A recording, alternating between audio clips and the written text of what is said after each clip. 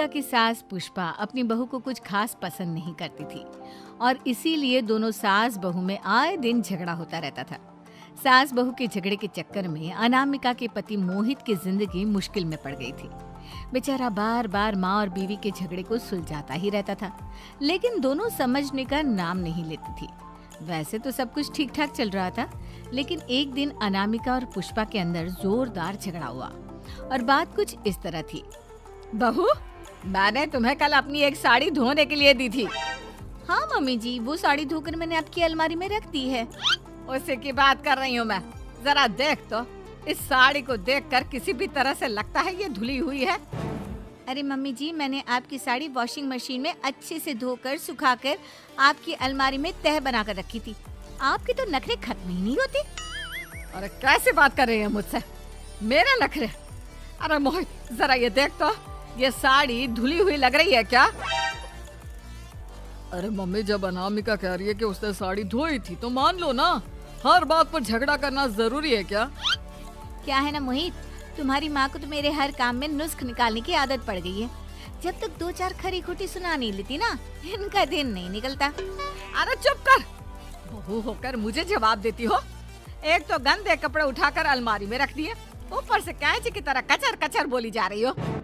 अरे मम्मी जी, आपको समझ में नहीं आता क्या? मैंने साड़ी धो कर रखी थी। तो फिर इतनी गंदी क्यों लग रही है? अब मुझे क्या पता मम्मी जी, आप इस पर इस तरह तेल और घी की चिकनाई के दाग लगाकर लाएंगी तो ये मेरी जिम्मेदारी थोड़ी ना है। अरे तो हाथ से धोना चाहिए था ना। मैं आपकी बहू हूँ, नौकरानी नहीं जो एक कपड़ा रगड़ रगड़ कर हाथ से धो दूंगी। आपको पहननी है तो पहनिए, नहीं तो रख दीजिए। तुझे तो मैं अच्छी तरह बताऊंगी, मुझे जवाब देती है। एक दिन सुबह के वक्त, अरे अनामिका, मेरी व्हाइट शर्ट कहाँ है? आज ऑफिस में बहुत बड़ा प्रेजेंटेशन है और मुझे वो व्हाइट शर्ट पहन कर जाना है। मुझे पता है, आपने मुझे 2 दिन पहले ही बता दिया था और आपकी शर्ट मैंने धोकर अच्छी तरह आयरन करके अलमारी में लगा दी है। जाइए वहाँ से ले लीजिए। अनामिका, ये तुमने क्या किया? ये देखो, शर्ट पर लिपस्टिक का दाग लगा हुआ है और ये तो एक जगह से जल भी गई है। नहीं नहीं मोहित, ऐसा नहीं हो सकता। मैंने तो तुम्हारी शर्ट ठीक से इस्त्री करके अलमारी में लगाई थी। तो फिर ये जल कैसे गई? अपने आप अलमारी में लटके लटके थोड़ी ना जल जाएगी। पर मोहित, मुझे अच्छी तरह याद है। देखो, अपनी गलती को छुपाने की कोशिश मत करो।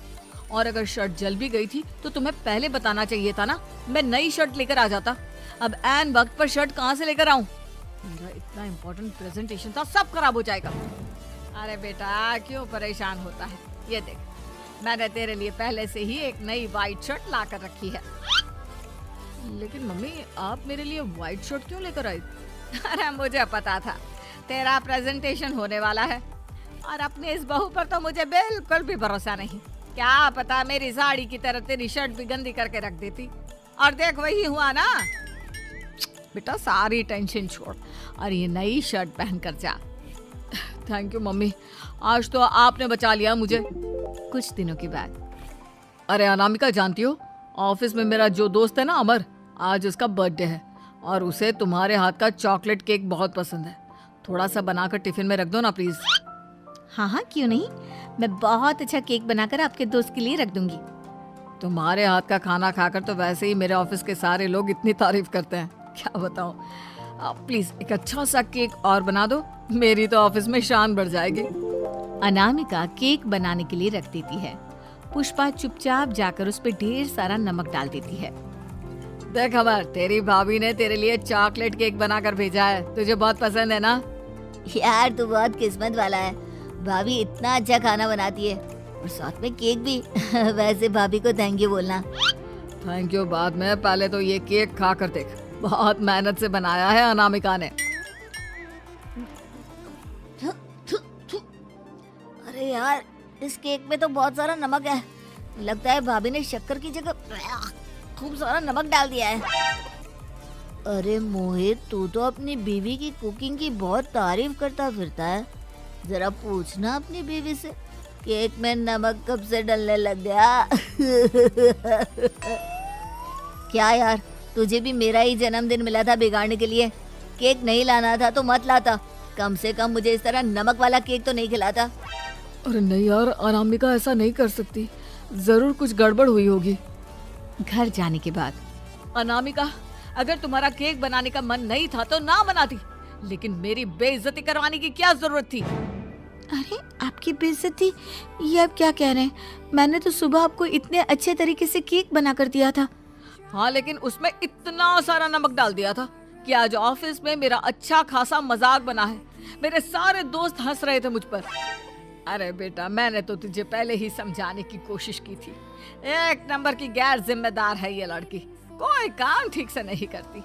उस दिन भी गंदी साड़ी रख दी थी मेरी अलमारी में और झूठ बोल रही थी। कुछ दिनों के बाद अनामिका देखो, मैंने अपना लैपटॉप चार्जिंग पर लगाया है, उसे अच्छी तरह चार्ज होने देना। मेरी एक अर्जेंट मीटिंग है, प्लीज बीच में से हटाना मत। हाँ हाँ ठीक है, मैं नहीं हटाऊंगी। पुष्पा चुपचाप से जाकर चार्जिंग का बटन बंद कर देती है। थोड़ी देर बाद अरे ये लैपटॉप चार्ज क्यों नहीं हुआ? और ये बटन किसने ऑफ कर दिया? अनामिका इधर आओ। क्या हुआ?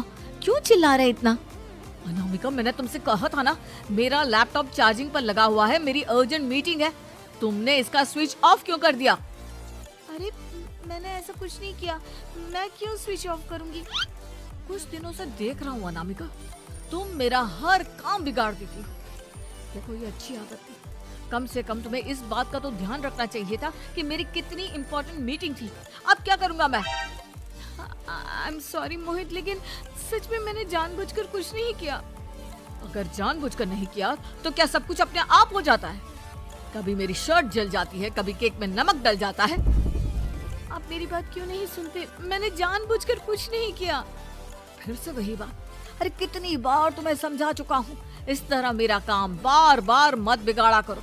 तुम जानती हो मुझे कितनी प्रॉब्लम होती है। ऑफिस में तो पहले ही बेइज्जती करा चुकी हो, और अब ये मीटिंग, ये भी मेरे हाथ से निकल गई।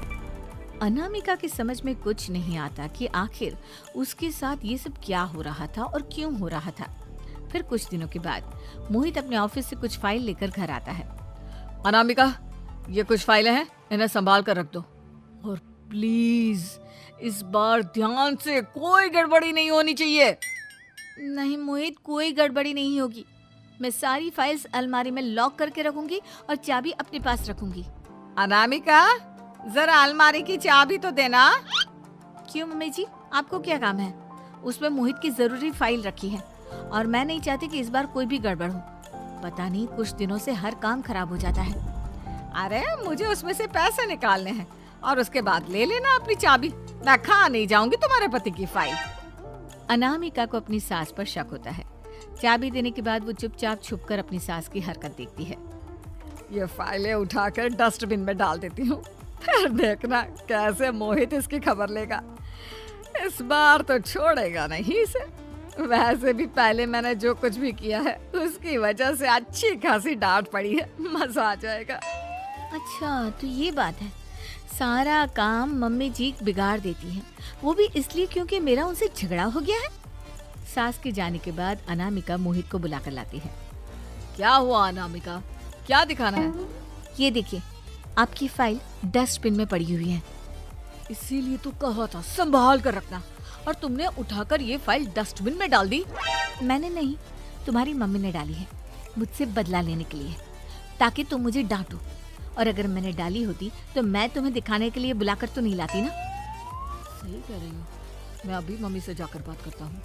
थोड़ी देर बाद मम्मी, सच सच बताइए, मेरी फाइल अलमारी में से निकालकर डस्टबिन में आपने डाली थी ना? अरे अपनी माँ पर इल्जाम लगाता है, शर्म नहीं आती तुझे? मैं इल्जाम नहीं लगा रहा हूँ मम्मी, जो सच है वही पूछ रहा हूँ। अब जल्दी से बताइए आपने ऐसा क्यों किया? अरे तो क्या करती, तेरी बीवी मुझसे झगड़ा करती है, उल्टे सीधे जवाब देती है, मुझे उससे बदला लेना था। अरे मम्मी, लेकिन आप दोनों के झगड़े के चक्कर में मेरा कितना नुकसान हुआ है, ये कभी सोचा आपने? मम्मी जी, अगर आपका बदला पूरा हो गया हो तो आइंदा ऐसी कोई हरकत मत करना, क्योंकि अब आपकी सच्चाई हमारे सामने आ चुकी है। यह तो वक्त ही बताएगा मैं क्या करूंगी और क्या नहीं। मम्मी जी, कहा ना आप ऐसा कुछ नहीं करेंगी। अरे मेरी जो मर्जी आएगी वो मैं करूंगी। मेरा सर घूम रहा है। सास बहू के झगड़े में मेरी जिंदगी का तो कचरा हो गया है, कचरा।